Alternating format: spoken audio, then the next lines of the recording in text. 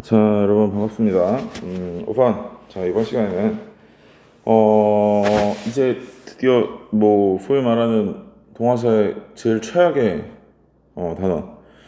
사실 흔히 항상 어떤 단어를 들어갈 때마다 이거 좀 어려운 단어이다라고 얘기하면 뭐 최악이라는 표현을 쓰긴 했지만 실제로 이제 진짜 연도와 어떤 그 순서와 어떤 사건의 밀집도, 그러니까 뭐 세기 단위를 보는 게 아니라 거의 연 단위로 보는 그런 밀집도라든지 또는 이제 시험 문제에서의 난이도라든지 이런 것들이 굉장히 이제 어려워지고 디테일하고 복잡해지는 그런 지금 단원으로 넘어왔어요.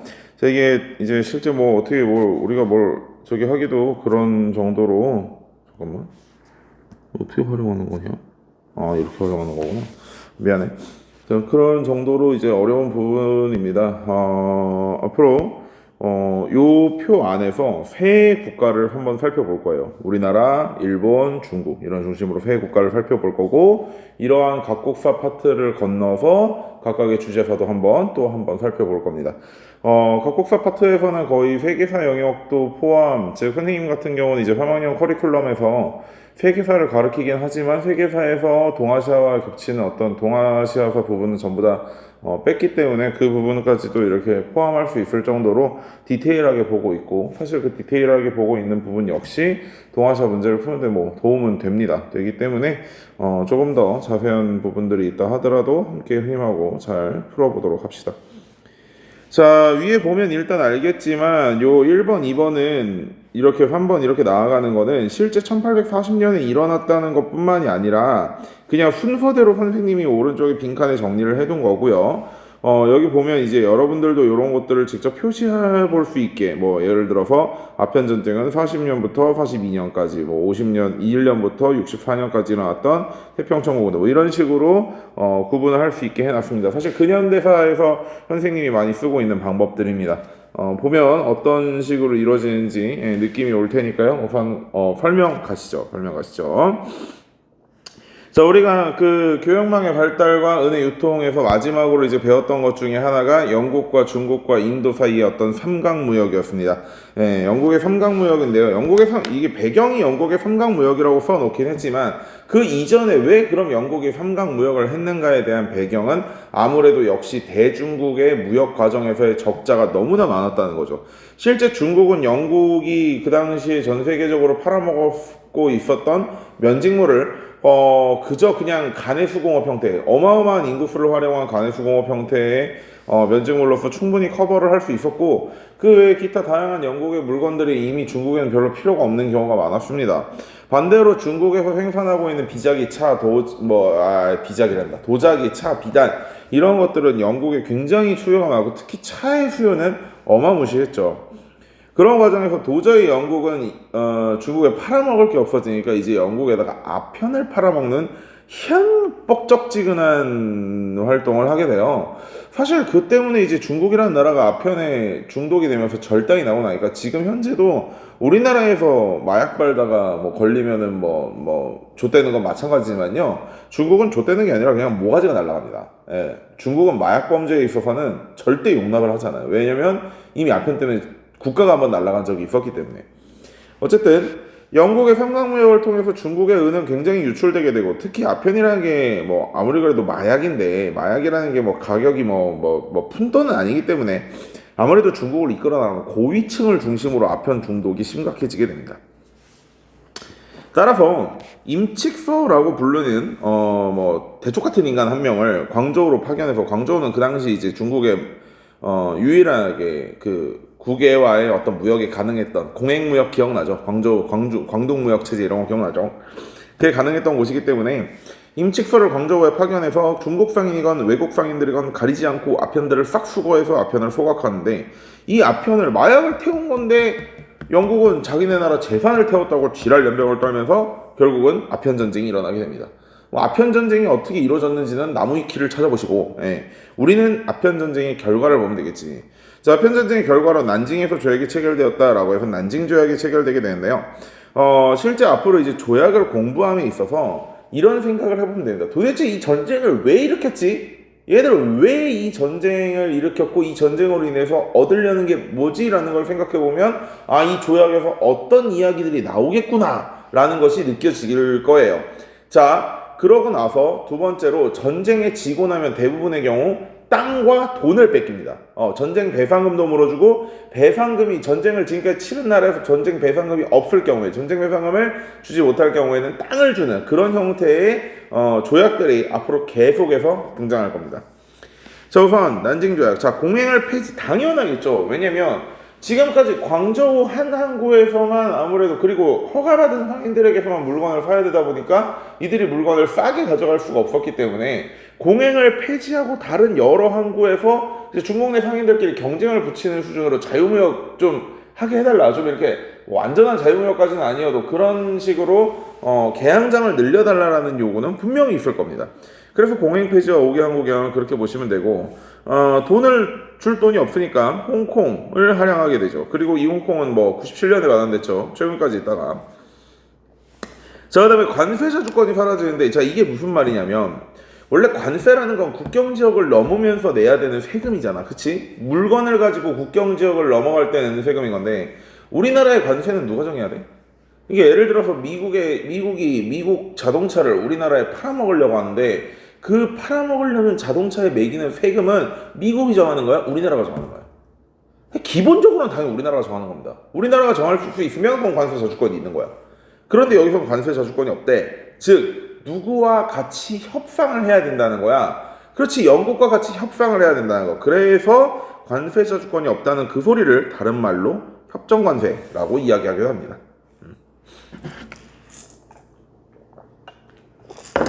그 이후에 난징조약 이후에 이뤄진 추가 조약에서 영사재판권, 다시 말해 치해법권, 즉 중국 내에서 영국인이 잘못을 하더라도 중국의 법률이 아닌 영국의 영사가 재판을 하는 영사치해법권, 자, 그 다음에 최혜국 대우 등을 통해서 불평등 조약을 맺게 되는 거죠. 자, 그럼 하나만 더 질문해보자. 이거 나중에 또 나온 얘기인데, 얘들아, 만약에 미국이 우리나라의 영사재판권을 인정하고 반대로 우리나라도 미국에게 영사재판권을 인정해서 즉 각각의 국민들에게 치해법권이 적용된다면 이거는 불평등이 아니야. 그렇지? 불평등 조약이라는 거는 생각을 좀 잘 해봐야 돼. 무조건 영사재판권이 들어갔다고 해서 불평등 조약이다. 그럴 순 없어요. 네, 그럴 순 없어요. 자, 그 다음에 두 번째 가봅시다. 태평천국운동. 자, 태평천국운동은 홍수전이라는 사람을 주도로 시작이 됩니다. 홍수전이라는 사람이 어제 길 가다가 이제 뭐 권세 양언이라고 해가지고 뭐 이제 중국식 짝퉁 성경책 같은 걸 읽어보고 우와 내가 예수님의 동생인가봐 이러면서 짝퉁 기독교를 만들게 되거든요. 그게 이제 배상제회, 즉 상제, 하나님을 모시는 회, 하나님에게 경배하는 회 이런 것을 만들어가지고요. 여기서 중요하게 봐야 되는 거. 한족 농민들을 중심으로 확산됐습니다. 한족 농민들을 중심으로. 왜냐면 이들은 이 밑에 구호에서도 보이듯이 만주족을 멸하고 한족을 흥하게 해야 된다라는 그러한 주제를 그러니까 어떤 목표의식을 가지고 발전했던 애들이거든요. 그래서 성격은 당연히 일단 크리스트교와 유교적 대동사상. 대동이라는 거는 나중에 니들 대학교 가게 되면 웬만한 대학교의 축제 이름은 대동제야. 즉 모든 학과가 다 같이 어우러져서 한 몸이 되자 이런 느낌의 축제거든요. 축제 이름을 그래서 대동제라고 하는데 대동사상도 여기서 마찬가지입니다. 즉 하나님 아래에서 다 같이 모든 사람들이 즐겁게 지내보자. 근데 그 앞에 유교적이라는 말이 좀 붙었으니까 예를 들어서 장유에서 유교에서 강조하는 정신들이 좀 들어가겠지. 자, 그래서 이 개혁에서는 이제 개혁이 중요한데 개혁은 우선 요거는 굉장히 선진적인 개혁이죠. 모든 사람들에게 토지를 균등분배하는 천주전무제라든지 그 다음에 남녀평등 굉장히 이제 기독교적인 냄새가 좀 많이 보이죠. 축첩, 즉 뭐 여자를 여럿, 돈 있다고 또 능력이 있다고 뭐 아니면 돈과 능력이 없어도 여자를 여럿 이렇게 뭐 놓는 거라든지 반대로 전족 이게 뭐냐면 이거는 진짜 한번 인터넷 찾아보면 좋은데요. 전족이라는 거는 여자의 발을 어릴 때부터 완전 세게 묶어서 발을 못 크게 하는 거예요. 그 실제로 전족을 보면 미친 건가? 라는 생각이 들 정도로 굉장히 징그러운데 중국에서는 그게 나름대로 뭐 미인의 기준이었다고 해. 물론 중국에서도 전족에 맨 발을 남자에게 보이는 행동 같은 건 잘 해주지 않았고 그 전족 위에다 뭐 이렇게 비단 양말 같은 걸 씌워서 그냥 그저 작은 발만 보긴 했지. 하여튼 중국 새끼들 미친놈들이야. 자, 그 다음에 그거는 아까 얘기했듯이 멸망흥원이고요. 정계는 역시 광동성에서 시작이 됩니다. 아무래도 광동이라는 게 나름대로 해외의 문물이 좀 유입되던 그런 곳이기도 하고 기독교적인 뭐 그런 책들이나 어떤 그런 것들은 뭐 일찍 들어왔던 곳이긴 한데 어쨌든 태평천국을 건설하고 그러니까 반란을 일으켜서 태평천국을 건설하고 결국은 중국의 그 양자강 남쪽의 어떤 그 경제와 어떤 정치의 중심지였던 남경까지 점령을 하게 되면서 상당한 세력을 보여주게 되죠. 그러나 이제 향용이라고 불리는 한인 관료들 그리고 이들이 모았던 어떤 의용군을 중심으로 해서 진압이 이루어지게 되고 여기에 이제 서양 세력들이 아무래도 청나라에서의 어떤 영향력을 더 그러니까 처음에는 태평천국이 엄청 잘 나가고 있을 때는 서양 세력도 태평천국에 어느 정도 관심을 보였어. 왜? 일단 기독교를 기반으로 어떤 나라를 만들었다고 하니까. 그런데 이게 실제 어떤 순수한 기독교가 아니라 어떤 변화된 기독교의 모습을 보여주면서 이것들하고 장사 못 해먹겠는데? 이런 생각이 좀 드는 과정에서 태평천국군이 이제 점점 내분이 일어나고 초기에 보여줬던 어떤 그런 기세나 이런 것들이 없어져가는 과정에서 그럼 차라리 청나라를 도와서 태평천국군을 개발할 내고 그 과정에서 우리의 어떤 공이나 이런 걸 보여주면서 천국 내에서의 어떤 영향력을 더 확대하는 게 우리한테도 이득이 되겠다. 이런 생각을 가지고 이제 아까 말했던 그 한인 관료들이나 의용군들을 도왔죠. 그 대표적인 사람이 이제 증극범이나 이홍장 같은 사람들이죠. 이홍장은 나중에도 굉장히 많이 나오는 사람이기 때문에 꼭 기억해두면 좋습니다. 자, 그리고 그 태평천국 운동이 이뤄지는 과정에서 2차 아편 전쟁도 일어나게 됩니다. 자, 문제는 영국이 생각보다 5개 개항장을 열었음에도 불구하고 뭐 아편 외에는 이제 무역 적자가 생각보다 해소가 안 되고 있어요. 그래서 영국은 이제 더 무역을 확대할 것을 요구를 하지만 청나라는 거절하게 되죠. 자, 그러니까 이제 그렇다고 무역을 확대하자고 요구를 했는데 그 말 안 들어줬다고 한 대 더 때릴 수는 없으니까 이제 명분을 찾는 거야, 명분을. 그래서 이제 에로우 사건을 일으켜가지고 에로우가 이제 중국 배처럼 생긴 배인데 거기에 영국 국기가 달려져 있었어. 근데 이제 아무래도 중국 정부에서는 이거 뭐 영국 배라고 하는데 이거는 뭐 배는 완전히 뭐 중국 전통적인 그 정크선 그러니까 배의 종류야. 정크선에 선호는 중국인들밖에 없는데 이게 씨발 영국 국기가 이 새끼들이 영국 국기를 달아놓으면 함부로 중국 그 관리들이 뭐 이렇게 검문한다거나 그러지 않는 걸 알고 이것들이 뭐 밀수를 하거나 해적들이겠구나 라고 해가지고 배를 빼앗고 국기를 이제 바다에다 던져버렸단 말이지. 근데 이제 그걸 가지고 새끼들 영국 무시했다 이러면서 쳐들어오게 되고 반대로 프랑스 같은 경우도 선교사가 이제 중국 내에서 프랑스 선교사가 피살을 당하게 되면서 영프 연합군이 넘어와서 2차 아편 전쟁이 일어나게 됩니다. 뭐 털린 건 당연하고요. 맨 처음에는 이제 오지게 털리고 나서 베이징 옆에 있는 도시였던 천진, 그러니까 중국어로 읽으면 텐진이라는 도시에서 첫 번째 조약을 맺었는데 요 텐진 조약을 승인하러 이제 사인하려고 외교관들이 베이징을 가는 과정에서 베이징의 어떤 그러니까 이 입도, 그러니까 도시에 들어오는 것을 중국 정부가 거부를 하게 돼. 그 과정에서 열받았던 이제 영국과 프랑스가 다시 한번 공격을 하게 되고 그 과정에서 이제 러시아가 북경과 그러니까 청나라와 영국, 프랑스를 이제 중재를 하면서 베이징 조약이 또 맺어지게 됩니다. 자, 텐진 조약과 베이징 조약의 내용은 거의 비슷한데 우선 볼게.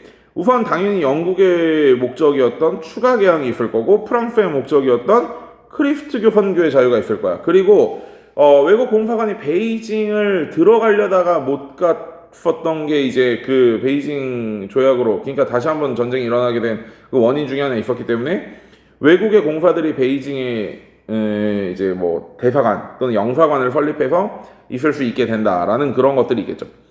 근데 이제 베이징 조약에서 추가된 내용은 왜냐면 한 번 전쟁을 더 했고 그러니까 2차 아편 전쟁에서 텐진 조약을 맺은 다음에 약속을 안 지켜서 한 번 전쟁을 더 했으니까 그러고 나서 얻어가는 게 있어야 될 거 아니야. 그래서 이제 홍콩 바로 앞에 있는 주룽반도 그러니까 뭐 한자 도금을 읽으면 구룡반도 주룽반도를 할양받게 되고 러시아 같은 경우는 연해주를 할양을 받습니다. 왜? 어디가 중재했으니까. 러시아가 중재를 했으니까. 자, 그래서 이제 1, 2차 아편 전쟁을 통해서 서양 애들한테 뒤지게 두들겨 맞아보고 난 중국이 이거 서양 애들 무기가 진짜 좋네 라고 해가지고 태평천국 운동을 진압하는 데 중심이 되었던 증극범이나 이홍장들을 중심으로 한인 관료들을 중심으로 양문동이라는 것이 일어납니다. 이 양문운동은 여러분 이제 중학교 때 한 번씩은 다 봤을 거예요. 여기까지는 진도를 나가거든 내 기준에선 거의 뭐 2차 대전 이후의 진도는 좀 부족하긴 해도 태양, 변, 의신 해가지고 뭐 태평정운동, 양문동, 병포정운동, 의화단운동, 뭐 신해혁명 이런 거 뭐 중국의 뭐 5가지의 뭐 개혁, 변화 이런 거 해가지고 한번 이름은 들어봤을 거예요. 자, 그래서 한인 관료들을 중심으로 뭐냐면 중체소용, 즉 중국의 몸에다가 서양의 기술을 입히겠다. 즉 중국이 가지고 있던 어떤 전통적인 유교적 사상 이런 것을 버리는 건 아니지만 실제 과학 기술이나 이런 거에 있어서는 서양 것을 적극적으로 채용을 하겠다라고 해가지고 요런 건 좀 기억해두면 좋아요. 중체소용이라는 어떤 키워드라든지 금릉기기국. 자, 기기국이라는 건 결국 기계를 만드는 어떤 공업단지 뭐 이런 거잖아요. 근데 금릉은 명나라 홍무제 때 선생님이 잠깐 언급을 했는데 홍무제는 최초로 남쪽에서 건국을 하고 중국을 통일한 사람이라고 그랬잖아. 그때 건국에서 남경에 건국을 할 때 선생님이 금릉이라는 키워드도 같이 얘기를 했을 거야. 금릉은 예로부터 남경을 가리키는 다른 말이었어. 그래서 남경에다가 설치한 기기국이다 해서 뭐 금릉 기기국 등 이런 것들을 이제 하게 되는데 한계는 사실 명확합니다. 왜냐면 국가 단위의 주도로 이루어진 게 아니라 어떤 그 중국의 한 성급 또는 인물 중심으로 이루어진 개혁들이다 보니까 좀 중구난방이에요. 예를 들어서 뭐 예를 드는 거야. 뭐 예를 들어서 경기도에서는 군안 개발에 뭐 집중하자. 또 뭐 경상도에서는 뭐 대포 개발에 집중을 하고 뭐 전라도에서는 그 당시 뭐 비행기는 없었으니까 뭐 총 개발에 집중을 하자. 이렇게 지역 단위로 완벽하게 어떤 그 일거리라든지 또는 뭐 목표라든지 이런 걸 딱 분산해서 딱 타이틀을 잡아주면 굉장히 효율적으로 굴러갈 수 있음에도 불구하고 경기도는 경기도대로, 전라도는 전라도대로, 경상도는 경상도대로 군안, 배, 뭐 총기 이런 것들을 뭐 대포 이런 것들을 각각 개발을 하고 있었다는 거지. 그러니까 전 국가적인 사업이라고 볼 수 있느냐? 그게 많이 이제 힘들고 한계점이 될 수밖에 없었다는 거죠. 실제 그래서 결과적으로는 청푸전쟁에서 패배하고 청일전쟁에서 패배하게 되는데 청푸전쟁이야 당연히 프랑스랑 맞짱 뜬 거니까 당시 최강대국 중에 하나였던 프랑스랑 맞짱 떠서 지는 거야 있을 수 있다 치지만 지금까지 우리가 개무시했던 쪽발이 새끼들한테도 지고 나니까 야 양문동 저도 쓸모없네 라는 생각이 나오게 되면서 결국은 양문동이 실패로 돌아가게 된다. 그런 거를 기억하고 있으면 좋을 것 같습니다. 자, 방금 이야기했던 청푸전쟁입니다. 프랑스가 프랑스령 인도차이나 반도를 진출하게 되는데 요건 이제 사실 동아시아에서는 뭐 잘 나오지 않는 부분이에요. 세계사를 앞으로 이제 배울 때 한번 더 기억해주면 좋겠지만 어쨌든 중국 남부에 있는 베트남, 라오스, 캄보디아 이쪽 지역에 프랑스가 인도차이나 연방이라는 새로운 식민지 를 이제 개척하는 과정에서 기존의 베트남에 대해서 어떤 종주국의 권한을 가지고 있던 청나라와 한번 붙었고 역시 짱깨 새끼들이 시원하게 발렸죠. 자, 결과는 베트남의 종주권을 황실하게 된 거고 요거까지는 그러려니 했는데 이제 청일전쟁에서 10년 후에 일어난 청일전쟁이 아주 개적살이 났죠. 잘 배웠어요. 우리 한국사에서 한번 배웠습니다. 동학농민운동을 진압하는 과정에서 전주성을 뺏기고 나니까 이 정신나간 한국의 조정이, 조선의 조정이 청나라에 요청을 하게 된 거지. 우리 도와주세요. 자, 청나라는 군대를 조선에 요청을 했어. 조선이 요청을 했기 때문에 군대 파병이 합법적입니다. 군대를 파견해서 도와달라고 요청을 했잖아. 자, 그래서 군대 파병이 합법이고 기존의 텐진 조약에 의거해서 자, 우리가 파병을 하는 것을 누구에게 통보했지? 일본에게 통보했어. 자, 근데 얘들아 잘 봐. 텐진 조약은 서로 간에 파병에 관한 얘기만 했지. 그러니까 파병에 대한 통보 이야기만 했지. 파병에 대한 법적 근거를 제공하는 조약이 아니야. 왜?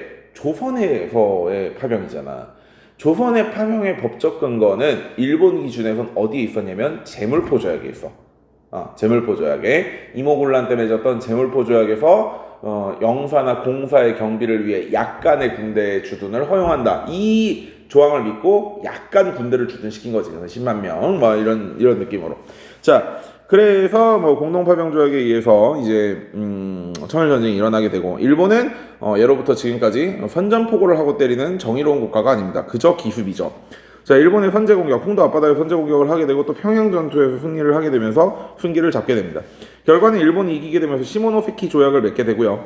이 시모노세키 조약의 내용은 이제 조선이 자주국이라는 거. 다시 말해 기존의 청나라가 조선에 대해 가지고 있던 종주국의 어떤 그러한 느낌을 뺏어가는 거죠. 조선은 멀쩡한 나라니까 우리가 낼름낼름 할 거야 이거랑. 그 다음에 일본은 대만과 랴오동 반도를 할양을 받았는데 문제는 랴오동 반도가 러시아가 꽤 노리고 있었던 그런 땅이란 말이야. 부동항을 얻기 위해서. 그래서 바로 러시아가 삼국 간섭으로 들어오게 되지. 러프 독이 삼국 간섭하면서 랴오동 반도를 다시 뺏어내게 되고 그 랴오동 반도의 일부 도시인 려순과 다롄을 조차해 가게 되는데 그 과정은 좀 나중에 일본 쪽에서 좀 더 자세히 보겠습니다. 지금 이건 중국이니까. 자, 결국은 중국은 이 전쟁을 통해서 전통적인 중국 중심의 세계관이 완전히 붕괴됐습니다. 프랑스야 그럴 수 있다 치자고. 쪽파리한테 당한 건 답도 없지. 그치? 자, 잠깐만. 선생님이 원래 강의를 20분당 한 번씩 끊으려고 그랬는데 지금 20분 지났거든? 요 위칸까지 할게. 광부신전까지. 자, 근데 신의혁명까지는 해야 될 것 같아. 몰라. 광부신전까지. 자, 그 다음에 하여튼 이렇게 양문동이 개털리고 나니까 자, 양문동은 안 돼. 그럼 양문동이 왜 안 됐느냐? 자, 서양의 무기 기술만 쓴다고 그게 되겠느냐?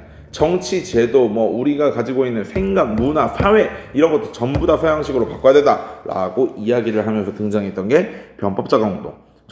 1898년에 일어났던 무술년에 일어났던 무술변법입니다. 자, 변법이라는 말은 이미 우리가 송나라 왕안석의 변법 이런 데서도 볼 수 있었고 그 전에 춘추 전국시대의 진나라 상항의 변법 이런 데서도 볼 수 있었듯이 기존의 틀을 뒤집어 엎고 법을 완전히 변한다 이런 이야기인데요. 자, 배경은 당연히 이제 양문동이 실패일 거고 양계초, 량치차오라든지 강유회 같은 학자들을 중심으로 일어났습니다.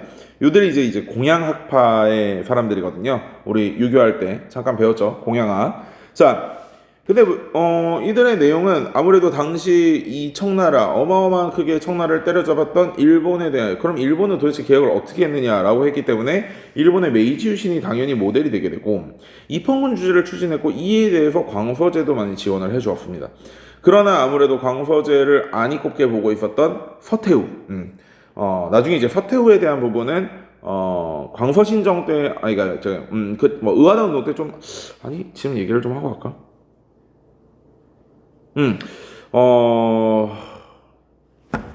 그니까 사실 동아시아에서 서태후는 자 얘기할게요. 자, 서태후는 성이 서씨가 아니야. 일단 서태후와 동태후라는 두 명의 왕실의 큰 어른들이 있었습니다. 그런데 이제 나이가 어리고 나중에 후처로 들어온 게 서태후인데 이제 권력에 대한 욕심을 숨기면서 동태후를 잘 모시고 있다가 동태후가 죽고 나서 권력의 전면에 등장하면서 아무래도 이제 중국을 멸망의 구렁텅이로 몰아넣은 사람인데요. 나중에 이제 중간중간 나오게 되겠지만 어쨌든 이 서태후는 이런 생각을 가진 거죠. 왜 왕실이 왕이 원하는 대로 하고 군주가 원하는 대로 할 수 있어야지 헌법에 기반해서 백성들을 다스려야 되는가? 아니다 라고 해서 기존에 있던 질서에서 변화하는 것을 바라지 않는, 즉 보수파인 거죠. 그래서 보수파의 대표인 서태후가 정변을 일으켜서 이들을 몰아내게 되고 따라서 변법 자강 운동은 거의 100여일 만에 끝나게 됩니다. 보수파의 반발, 무술정변. 자, 이 과정에서 이제 또 의화단 운동이라는 것도 일어나게 되는데 이 과정은 아니고 끝나고 나서 의화단 운동은 이제 백성 중심으로 일어나게 된 건데요. 아무래도 반크리스트교의 의미가 가장 강합니다. 즉 반크리스트교는 다시 말해 서양에 대한 어떤 반발 또는 적개심 이런 거에서 시작된 운동인데요. 구호는 기존에 있던 멸만흥한 이런 태평천국식의 구호가 아니라 청나라를 도와서 양키들을 멸망시키자 이런 얘기입니다. 근데 이제 아무래도 외국인들을 살해하고 이제 쫓아내고 교회에 불을 지르고 이런 게 기본적이었고 청나라 입장에서도 즉 청을 도와서 양키를 몰아내자 이런 식이니까 또 눈치 없는 서태후 이런 그 시대의 흐름을 못 읽는 서태후 이런 사람들이 또 얘를 많이 도와주게 돼요. 근데 문제는 이제 자기네 나라 백성들이나 자기네 나라 국민들이 죽게 된 서양의 열강들, 즉 강력한 국가 8개국이 이제 연합군을 만들어서 의화단 운동을 진압하게 되고 그 과정에서 이제 일본이 굉장한 활약을 보여주게 됩니다. 기존의 서양 열강이 아니라 동양에서 새롭게 근대화에 성공한 일본의 모습을 보고 이 과정에서 이제 신축 조약이 맺어지는데 아까 여기 베이징 조약에서 봤던 외국 공사관의 베이징 주재에 대한 호위병을 둘 수 있다는 거죠. 외국 군대가 베이징에 머무는 것이 허용되게 되고요. 그다음에 여기서 워낙에 일본이 잘 싸운 모습을 보였기 때문에 영국은 나중에 이제 극동 지역에서 러시아의 남하를 막기 위한 파트너로 일본을 선택하게 돼서 첫 번째 영일 동맹이 맺어지게 됩니다. 자, 그리고 이 의화단 운동이 진압되는 과정에서 혁명파와 입헌파로 나뉘어서 중국의 마지막 개혁 운동이 시작되게 됩니다. 마지막 개혁 운동. 자, 여기서 한 타임 끊고 그 다음에 광서 신정부터 다음 강의에서 지켜보도록 하겠습니다. 고생했어요.